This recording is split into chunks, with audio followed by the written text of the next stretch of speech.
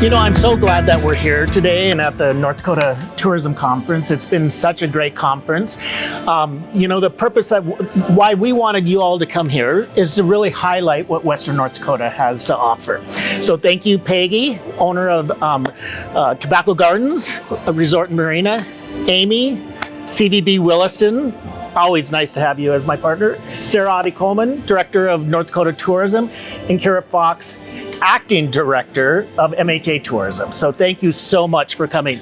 The thing that we have been really pushing, and in the past we've worked together as different partners in our area, and saying that, the West, we're kind of forgotten sometimes, and the West isn't, and love Medora, love everything down there, but it's much more than that. And especially with what's coming in the future for us, is that we're a great destination in itself. People can come here and spend a week easily in all of our destinations, cultural, lake fun, Williston historic fun, and then what you guys help us with on North Dakota Tourism. So what we have been doing at Visit Watford City.com or McKenzie County Tourism is that trying to market that we're the vacation hub. You can come through here, spend some time in Watford, go to all these different places before they go on to the grand finale, down in Medora. Or vice versa, leave Medora, leave what's going to be the Presidential Library, and then come up and check us out. So that's kind of why we're here, highlighting what we have to offer. Of course, in Watford City, we have over 800 rooms to choose from, multiple dining opportunities. We have a visitor center right in the center of town that we have the new Merck store, highlighting made in McKenzie, made in North Dakota. So we try to really push out. But what's beautiful about all this is how we can just kind of direct them around the neighborhood. And the neighborhood are great neighbors. Peggy, Tobacco Gardens, 26 miles north of us. Ideal, Fisherman's Paradise, right? I mean, I know other people say that too, and Peggy runs a great family-owned operation up there. Tell us a little bit about what you guys have planned or what you've done. She's a little nervous. Actually, Tobacco Gardens has been there for a very long time. It's just been through many different proprietors, and I purchased it a long time ago and took it to where it is today. We are a destination. We have a great little restaurant. We have cabins. We have camping. There's hiking at Burnt Hills. You can go kayaking on the boats. It's just kind of a little place of nowhere that 26 miles, paved roads coming up there, so it's very, very accessible. You have a perfect boat launch, a double wide boat launch. Yes. We actually have three boat ramps right now. One is usable due to the lake levels, right. But the lake levels will change, and we are a hot spot for ice fishing in the wintertime. So yeah, Peggy's underselling herself. That what they do out there is just incredible, and the activities that they have that you have planned throughout the summer, kite festivals and stuff. So it is a destination. How many campsites do you have? We have 160 campsites. So that's not a small place. That's pretty good sized place. I think we're the largest campground along the lake, if I'm not mistaken. Yeah. No, I would imagine. And she hosts different functions out there. You have a function room out there, so so it's ideal. Yeah, so I think this is great. It's partners like this that makes my job much easier at visitwatfordcity.com, having close partners like Peggy. How about Williston? Well, Williston does have a lot to offer. I'm going to piggyback on what you had mentioned earlier, and then a little bit on Peggy as well with Tobacco Gardens. Tobacco Gardens has been a great spot for us, if you just come up the lakeshore a little bit. And people putting in at Tobacco Gardens and boating over and utilizing different areas of the lake and access different access points. So she really does have a little slice of paradise, and we love it over there as well. But Williston itself, we've gone through a lot of growing pains in the last decade, and through those growing pains, we've had some great outcomes. And so one of the things you mentioned was the restaurants and the hotel choices and those type of things. We have over 2,000 rooms to choose from. So with your properties in Watford City and our properties in Williston, we can accommodate you. Easily. We still get asked that question. Is there space? I heard your rooms are full. No. It's not how it used to be. We do have some very nice properties. Right, and there's lots of choices from low-end properties to high-end properties and different choices and everything in between. So we haven't had a lot of growth, and one of those great outcomes is that we can accommodate you. The other great outcome that we have had in our growing pains is our new airport. We have a great new airport servicing the entire region, and lots of even Canadians like to come down and utilize our airport, spend the night and then fly out and then come back and visit some areas. So with United and Delta and then seasonal Sun Country flights, you can connect. Yeah, well, I'm glad you're mentioning that. We call it our airport as well because it's only a 45-minute, 50-minute drive for us. It's a regional and anywhere else in the nation, that's a close airport, so that's normal. And it's 4 lanes going all the way up there. So it is. I'm glad you're mentioning the airport. Yeah, and so with the new road improvements, as you just mentioned, it is 4 lanes now. It is good access. Those road improvements are continuing as we go down Highway 85. There is lots of good things. And then the other thing that you mentioned that Williston has greatly expanded on is our restaurants. Yeah. And I like to say that exciting. you can eat around the world in Williston, North Dakota. You can. Anything from Hawaiian to Turkish to Thai to Asian to Hispanic, you can eat around the world. I think it has one of the best sushis downtown. I can't remember what the name. Okay, there it is. Oh, I love that place. Even if I'm not hungry, I have to go in there for a sushi. So. Those are a few of the highlights, and then also our signature events with Band Day and Choke Cherry Festival, and lots of community events that is community driven. But we welcome all those guests and really good times to be had. Yeah, absolutely. Not to mention the fishing, and I just have to plug because May 1st is paddlefish season or opener. McKenzie County and Williams County is the only place really that you can snag a paddlefish. Season opens May 1st, with it being at the boat ramp at McKenzie County, pump house, at McKenzie County, and then over to the confluence of the Missouri and the Yellowstone River. And Williston CVB has really kind of managed that program for many, many years on that. So that is a partnership between Williston CVB and the Friends of the Forts, and which combines a joint venture agreement for North Star Caviar. And so, but Williston kind of manages that end as far as the contractors. You went to New York doing a food show for North, is that right? Something like that? That's right, and I'll be going again in June. Who would have thought? Yeah, going to do a show in New York City for caviar. Yeah. And who would have thought that it would be North Dakota caviar? So it is a product that is one of our kind of wasted resources, I will say, that otherwise wouldn't come to fruition. And they are doing it for the sport fishing and snagging that paddlefish. But from that, we get a byproduct that is on the worldwide market. Yeah. And so it's kind of exciting. And yes, we've gone to New York. We'll be going back to New York in June to showcase North Star Caviar. And what makes it so unique is our fresh waters, and it's wild caught. It's not farmed. Right. Well, thanks for all your help with that too. I do have to mention kind of I don't know if it's a pseudo partnership between tobacco and Lunds and going across. There's that happening, between on the lake. We're talking about Lake Sakakawea, and that. And I did hear, maybe I heard from Peggy or maybe from you, on how people even like will go golfing when they're here, and they'll golf. They'll take the boat across and go golfing. We do have a lot of people that will camp and then boat across to Lunds and then go up to Red Mike to golf.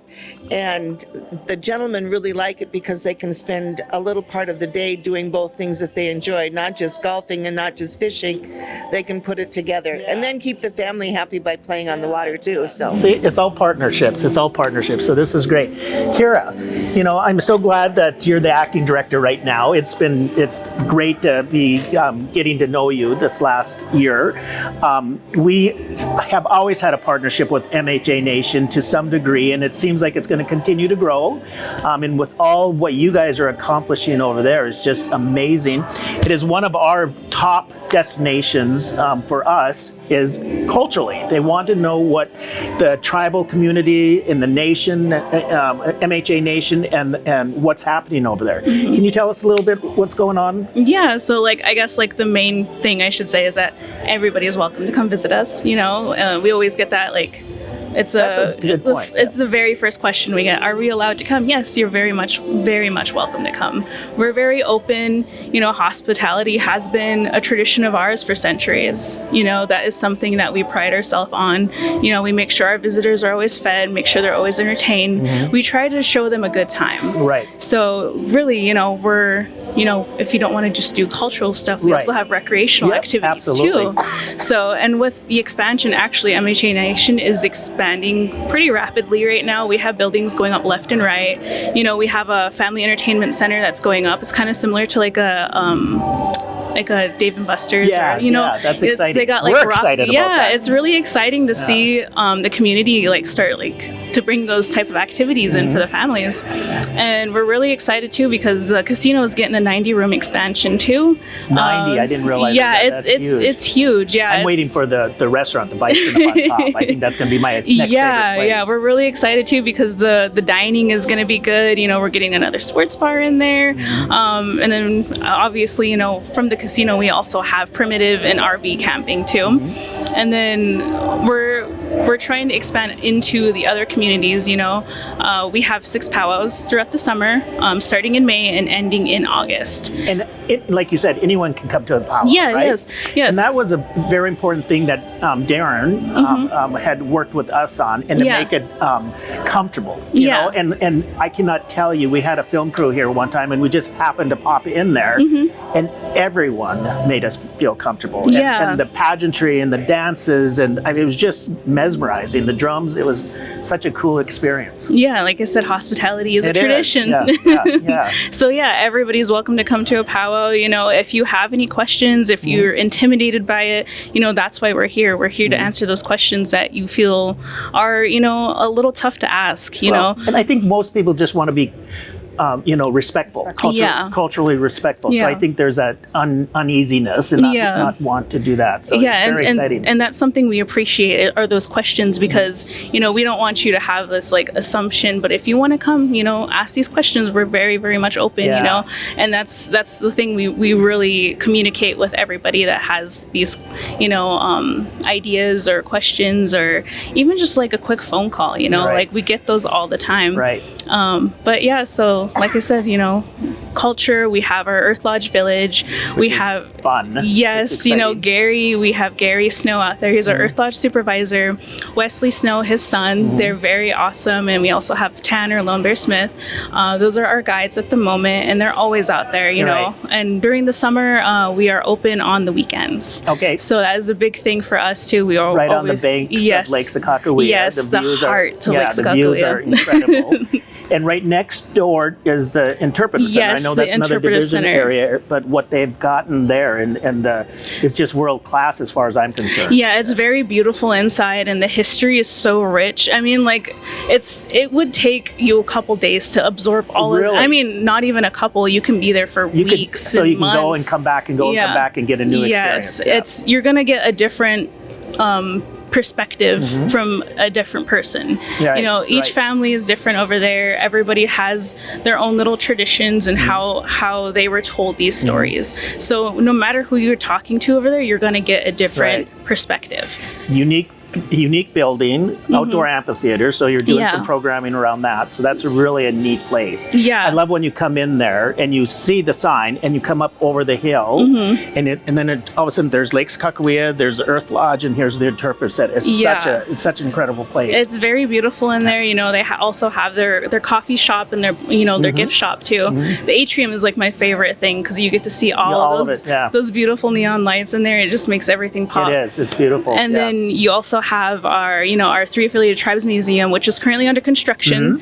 They're starting to kind of get like some new gallery stuff going on in there. So, and we're really excited to see how that's going to turn out. That's the museum that's closest to like the casino and stuff, the A-frame right there. Yeah, no, it's a neat museum. Yeah. So I'm glad that is continuing on. They have some really neat personal artifacts, I guess is what you'd call it. So it's really neat. And then we also, this is a huge thing too, is the tribal parks. We're expanding our reservation borders, and we're really excited about that. And that planning is, our tribal parks department is actually planning a celebration, I believe, next year. That's going to be exciting. So we're really excited about that. A lot of things happening next year. Very much so. And that's something that we're really excited about, because I know we talked about trying to get some like a little road trip going on the western side. And that's kind of what we're all here. There's so much happening in Western North Dakota with all of us, that just you can do, and we're adding more attractions like what you guys are doing, and we're having more activities in Watford City between the Egg Expo and the Rough Rider Center and our festivals and stuff, your festivals, what you're doing out at the lake. So it's just amazing what, we're not just a sleepy little towns. We're not sleepy little Western North Dakota. We do have a lot to offer. North Dakota Tourism is helping us tremendously with this on marketing. We work with, all of us have some type of different interactions with North Dakota Tourism. One of the things that we do, we work with a lot of familiarization trips. We try to bring people to the area. We work with some international groups, try to bring people to the area. You guys are a great resource in communicating. And so, we have the national park right to the south of us. Some big things happening coming down the pike at national parks. Things happening with, the TR Presidential Library.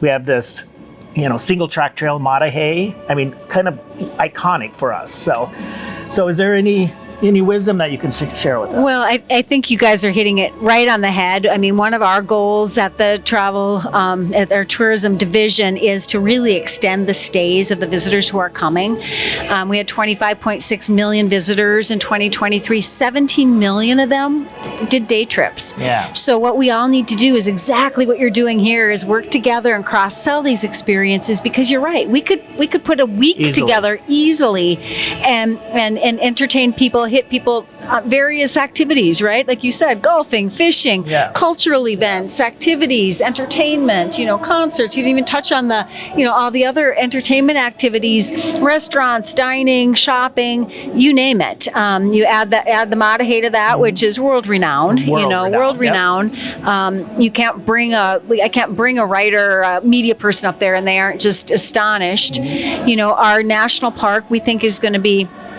continue to grow, obviously, with the Theodore Roosevelt Presidential Library being the same namesake as the Theodore Roosevelt National Park. We really think that that's going to help elevate that, but also the fact that people are tired of going to these national parks and waiting in line to get in and not finding a parking spot at the trailhead, having to, some of them are lottery basis and timed entry, and so we're really pushing the fact that we're uncrowded. It's less stress, and people are stressed right now. People want to get away, and so this is just exactly what we're trying to do, is create some itineraries. We have a number of itineraries on our website. We want to continue to build those.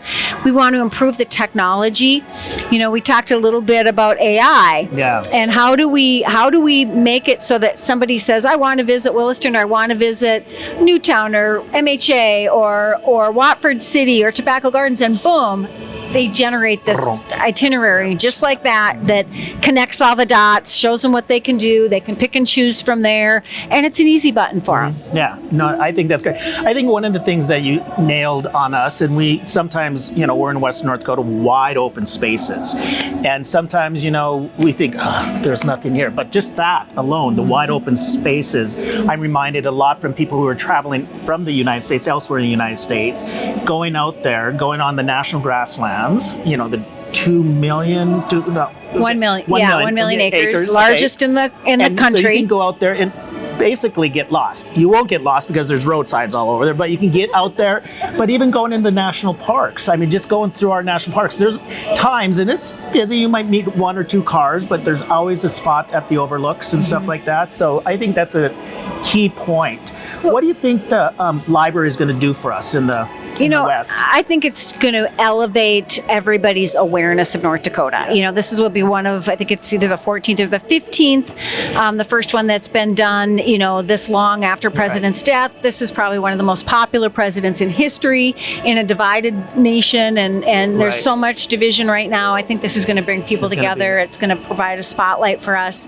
And, like we talked about, there's just not a lot of knowledge and awareness in North Dakota, and that's because we haven't done a great job of marketing ourselves, and that's my job. Well, but we don't have the money, and we don't brag. We don't brag and stuff. We have a lot to brag about. Yeah, and we're just challenged budgetly. But you think about people who go to Utah and do 5 national parks, or they'll, they would just automatically, if they're going to Jackson, they'll do Yellowstone and the Tetons. Well, people don't realize there's 2 units even of the national park, and how we have to talk about the North and the South unit and how they're so different.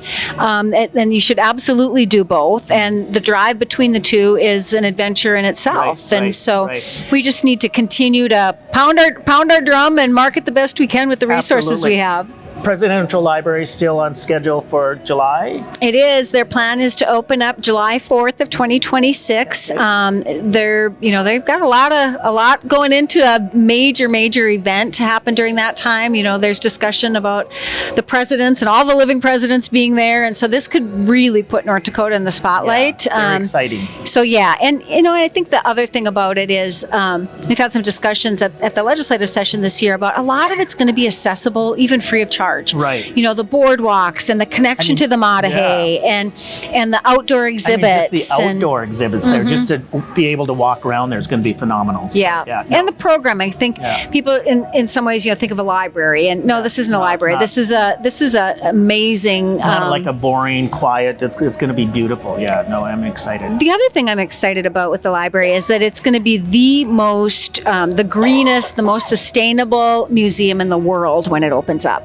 And what I love about that is that sometimes, people think of North Dakota as being a dirty oil state, and we need to tell those broader stories about our clean air and our clean water and our resources, and the fact that our farmers have been very proud stewards of the land and all this, and we're innovators when it comes to energy, and so I think that'll open some eyes there too. Yeah, it's very exciting. Well, I really appreciate you guys taking the time and visiting with us here. I think all of us together, working together, can really create some really nice experiences for Western North Dakota.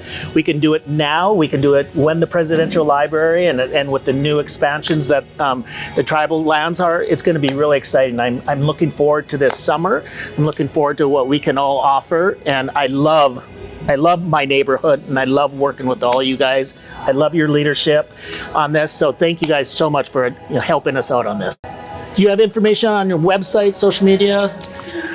We have a website, www.tobaccogardens.com. You can find us on Facebook at Tobacco Gardens Resort and Marina. And that's about it. That's a lot. Well, we need to venture out, but we'll get there. You can get all of our information at visitwilliston.com, and Visit Williston is also our tag for Instagram and Facebook. I will just say, because I hadn't said, visit watfordcity.com. We have a lot of information on there that we have a lot of you guys tagged in. For our area, your events and the events around, we have watfordcityevents.com too. So those are our 2 main ones. Our website is ndtourism.com, and you'll find, just great listings and resources, all of your product. Hopefully are all listed there and growing. And of course, we're on Instagram and Facebook and Pinterest and all the things. Little different call names, but Travel North Dakota is a good keyword to try. You can find us on Facebook at MHA Nation Tourism. We also are on the North Dakota Native Tourism Alliance website, so that's ndnta.com. And then as well as our tribal website, which is mhanation.com. Yeah. Well, good. Well, thank you guys again. So appreciate you guys taking the time away from the conference. The conference continues on. Get some more great information. So thank you guys. Thank you.